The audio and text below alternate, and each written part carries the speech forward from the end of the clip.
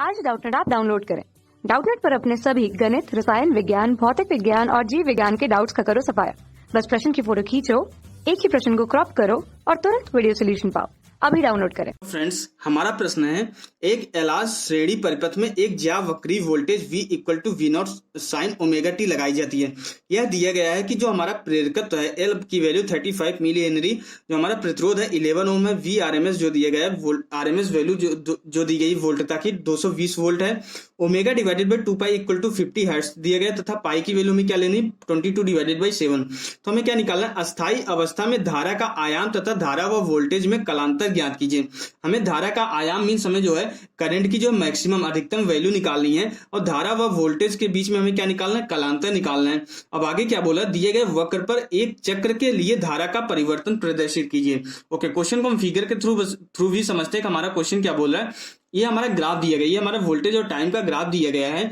तो हमारा V equal to V naught sine omega t हमारा दिया गया है, ये साइन का ग्राफ दिया गया है। ओके, ये हमारी क्या हो जाएगी, ये हमारी जो है वोल्टेज की जो है अधिकतम वैल्यू हो जाएगी, ये हमारा V नॉट होगा। तो हमें क्या बताना है कि इस पे एक चक्र के लिए हमारी जो धारा किस तरीके से इस ग्राफ पे जा रही है, हमें ये भी बताना है। तीन क्वेश्चन सॉल्व करने हैं, धारा का जो अधिकतम मान और जो हमें कलांतर और हमारी धारा किस तरीके से इसमें परिवर्तित हो रही है, ये तीनों हमें क्वेश्चन सॉल्व करना है। तो सबसे पहले हम क्या देखते हैं कि हमें जो राशियां क्वेश्चन में दी गई उसको हम नोट डाउन कर लेते हैं। तो यहाँ पे हमें क्वेश्चन में दिया गया जो प्रतिरोध दिया गया R बराबर क्या दिया गया, जो हमारा 11 ओम, हमारा जो LR सर्किट है, LR परिपथ है हमारा। तो यहाँ से V RMS की जो वैल्यू दी गई है, कितनी दी गई है, 220 वोल्ट दी गई है। ओमेगा डिवाइडेड बाई 2 पाई कितना दिया गया हमें, जो है 50 हर्ट्ज दिया गया, और L की जो वैल्यू दी गई है, L हमें कितना दिया गया, 50 मिली हेनरी दी गई है। इसको क्या कर सकते हैं, 5 इंटू 10 की पावर माइनस 2 हेनरी में कन्वर्ट कर सकते हैं। ओके, और जो हमें जो है वोल्टेज क्या दिया गया, V equal to V naught sine omega t दिया गया। ओके, अगर हमें धारा की मैक्सिमम वैल्यू निकालनी है, अगर हमें पहला क्वेश्चन जो है हमारे धारा की वैल्यू, अगर अधिकतम वैल्यू I नॉट मान ले, अगर हमें धारा की अधिकतम वैल्यू I नॉट निकालनी तो इसको कैसे निकाल सकते हैं, V not divided by Z करके निकाल सकते हैं। जेड क्या होगा हमारा, जैसे LR सर्किट क्या हो सकती है, हमारा जो श्रेणी क्रम में जो प्रेरकत और जो है प्रतिरोध ऐड है, मीन्स हमारा किस तरीके से, इस तरीके से हमारा प्रेरकत है और इस तरीके से हमारा जो हमारा क्या किया जा रहा है, प्रतिरोध है, और इनको किसी AC वोल्टता से जो कि हमारा जो V नॉट साइन, यहाँ से V equal to V naught sine omega t दिया गया है, यहाँ से इसको अटैच कर देते हैं। ये हमारा क्या है, जोड़ देते हैं, ये हमारा L है और ये हमारा R है। तो हमें क्या निकालना है कि इसका जो है, इसमें जो हमारी धारा जा रही I, इसकी जो अधिकतम जो वैल्यू है I नॉट की वैल्यू हमें निकालनी है। तो V not divided by Z हो जाएगा। जेड क्या है, हमारी इस LR परिपथ की हमारी क्या है, प्रतिबाधा है। तो जेड की वैल्यू निकालने के लिए हमें क्या निकालना पड़ेगा, इसका जो हमारे इसके प्रेरकत्व के कारण जो प्रतिरोध आएगा XL निकालना पड़ेगा, इसकी क्या आएगी, प्रतिघात आएगा, और हमें क्या निकालना, जो ये तो हमारा प्रतिरोध दिया ही है। तो इन दोनों का जो हमारा परिणामी होगा वही हमारी प्रतिबाधा हो जाएगी। तो सबसे पहले हमें जो है I नॉट की वैल्यू निकालने के लिए V नॉट हमें निकालना पड़ेगा और Z निकालना पड़ेगा। V नॉट कैसे निकालेंगे, यहाँ पे V RMS की वैल्यू दी गई हमें V नॉट निकालने के लिए। तो सबसे पहले अगर V नॉट निकाले तो हमें पता है जो हमारा V RMS होता है, V RMS क्या होता है, हमें V RMS होता है V नॉट डिवाइडेड बाई √2। तो यहाँ से हमारा V नॉट जो निकल के आएगा, √2 V RMS कितना दिया गया, 220 वोल्ट दिया गया है। ओके, √2 इंटू 220 हमारा क्या हो जाएगा, V नॉट की वैल्यू हो जाएगी इतनी वोल्ट। ओके, अब इसके बाद अगर हमें Z निकालना है तो Z क्या होता है, हमारा जो प्रतिबाधा हमारी क्या हो जाती है, क्या होता है कि R और L दोनों एक दूसरे के 90 डिग्री पे होते हैं। इसका जो हमारा जो है प्रतिघात आता है और प्रतिरोध दोनों जो है 90 डिग्री पे होते हैं। तो जो हमारा परिणामी होता है इन दोनों का, इसको कैसे होता है, अगर हम फिगर के थ्रू दिखाना चाहते हैं, ये इस तरीके से अगर हमारा यहाँ पे जो है इस तरीके से अगर हमारा यहाँ पे प्रतिरोध आ रहा है और हमारे यहाँ पे क्या हो जाता है, ये XL आ जाता है। तो जो इन दोनों का परिणामी आता है ये हमारा Z आ जाता है। ओके, इस दिशा में हमारा प्रतिरोध होता है और XL हमारा इस दिशा में होता है, तो इन दोनों का परिणामी Z आता है। तो ये कैसे आता है, हमारा जो दो वेक्टर का अगर हम सम लेते हैं तो हमारा ये क्या हो जाता है, R स्क्वायर प्लस हमारा XL का स्क्वायर हो जाता है। ओके, हमें R तो पता है, XL की वैल्यू निकालनी पड़ेगी। तो XL की वैल्यू हम कैसे निकाल सकते हैं, हमें पता है जो प्रतिघात होता है प्रेरकत्व का वो क्या होता है, ओमेगा इंटू L के बराबर होता है। तो ओमेगा क्या, हमें ओमेगा कितना दिया गया, ओमेगा डिवाइडेड बाई 2 पाई जो है 50 दिया गया है यहाँ पे।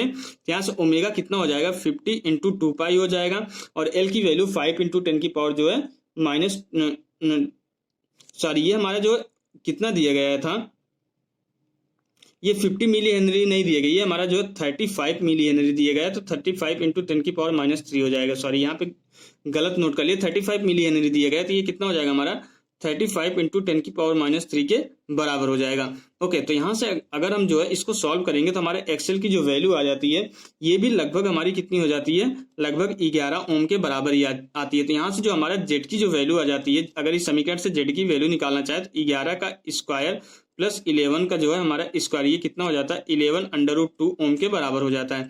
ओके, अब हमने जो है वी नॉट की वैल्यू निकाल ली और जेड की वैल्यू निकाल ली। इस समीकरण से जो है धारा का आयाम आई नॉट की वैल्यू हम निकाल सकते हैं आसानी से। तो यहाँ से हमारा आई नॉट जो हो जाएगा, वी नॉट कितना आया हमारा 220√2 डिवाइडेड बाई, और जेड की जो वैल्यू आई है हमारी 11√2 आई है, तो ये √2 से कैंसिल होकर हमारा ये सरल करने के बाद ये कितना हो जाएगा 20 एम्पियर आ जाएगा। 11 इंटू 2 हमारा जो 22 होता है, तो आई नॉट जो धारा का आयाम हो जाएगा कितना हो जाएगा 20 एम्पियर। एक क्वेश्चन हमारे यहाँ पे सॉल्व हो गया। अब हमें क्या करना है, हमें कलांतर निकालना है।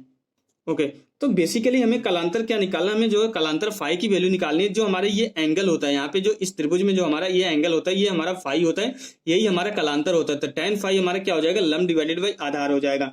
तो फाई बराबर tan inverse XL divided by R हो जाएगा। तो जो हमारा कलांतर, अगर हम इसको कलांतर को जो है अगर हम फाई से डिनोट करें तो ये हमारा क्या होता है tan इनवर्स जो है XL डिवाइडेड बाई R के बराबर होता है। तो यहाँ से अगर हम रखें तो फाई बराबर हमारा कितना हो जाएगा tan इनवर्स जो है XL भी हमारा 11 है और ये दोनों हमारा 11 है, तो यहाँ से 1 आ जाएगा। तो ये कितना हो जाएगा, फाई की जो वैल्यू आएगी वो कितनी हो जाएगी हमारी π/4 के बराबर हो जाएगी। तो जो हमारा कलांतर आएगा कितना आ गया हमारा π/4 के बराबर आ गया। ओके, यहाँ से कलांतर निकल गया। अब हमें क्या निकालना है, हमें जो है धारा का जो है जो हमारा करंट आ रही है धारा जो है उसका भी हमें ग्राफ बनाना है। ओके, तो ये हमें पता है, एक चीज हमें पता है कि जो हमारा LR परिपथ होता है, LR परिपथ में हमारा क्या होता है कि LR परिपथ में जो है हमारा जो वोल्टेज होता है ये धारा से जो है ये 90 डिग्री जो है अग्रगामी होता है। वोल्टेज हमारा जो है धारा से 90 डिग्री अग्रगामी होता है। अगर हम धारा की इक्वेशन लिखना चाहे तो हमारी क्या हो जाएगी, I बराबर हो जाएगी I नॉट साइन जो है कितना हो जाएगा ω t - फाई के बराबर हो जाएगा। फाई हमारा क्या हो जाएगा, यहाँ पे कलांतर हो जाएगा।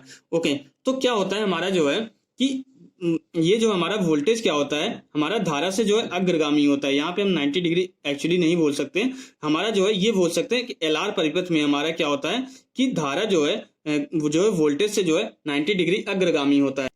ओके, तो ये वोल्टेज जो है धारा से जो है क्या होता है अग्रगामी कितना होता है 90 डिग्री। तो जो हमारा धारा का जो समीकरण लिखेंगे I बराबर I naught sine ω t - phi लिखेंगे। तो हमारा फाई क्या है, कलांतर हमारा कितना आया यहाँ पे, ये फाई हमारा क्या होता है कलांतर होता है। तो यहाँ से I बराबर हमारा कितना हो जाएगा, I बराबर हो जाएगा 20 साइन जो है ω t - π/4 के बराबर हो जाएगा। ओके, तो हमारा ये क्या है, ये हमने जो डॉटेड लाइन दिखाई है ये हमारा जो है क्वेश्चन में जो है किसका ग्राफ दिया गया है, ये वोल्टेज का ग्राफ दिया गया है। और हमने ये वाली जो लाइन दिखाई है ये हमारा जो है करंट का ग्राफ होगा। इसी इक्वेशन से हम यहाँ पे ये करंट का जो है ग्राफ बनाए हैं। ये जो हमारी अधिकतम ये वैल्यू आ रही है हमारी जो 20 एम्पियर के बराबर होगी, क्योंकि हमारा यही क्या है आयाम है। ओके, और यहाँ पे क्या हो रहा है कि ये जो है π/4 कलज क्या हो रही है, पीछे जा रही है। ओके, तो हमें क्या बोल रहे हैं, क्या किया जा रहा है कि हमारा ये जो वोल्टेज है ये हमारा अग्रगामी है और हमारी ये जो धारा आ रही, जो परिणामी धारा आ रही, ये हमारा क्या हो रहा है कि जो इस वोल्टेज से पश्चगामी हो रही है। और यहाँ पे इस बिंदु पे हमारा क्या हो जाएगा π/8 पे कट करेगा और यहाँ पे इस बिंदु पे जो हमारी क्या हो जाएगी मैक्सिमम वैल्यू आएगी इस I की। ओके, तो यहाँ पे जो है इस तरीके से यहाँ पे हमने यहाँ पे ये ग्राफ बना दिया है। ओके, तो यहाँ पे तो हमारे यहाँ पे क्वेश्चन यहाँ पे जो कंप्लीट हो जाता है। Okay, thank you. कक्षा 6वीं से 12वीं से लेकर नीट, IIT, JEE वो एडवांस के लेवल तक 1 करोड़ से ज्यादा छात्रों का भरोसा। आज ही डाउनलोड करें डाउटनेट ऐप या व्हाट्सएप करें अपने सारे डाउट्स 8400 400 400 पर।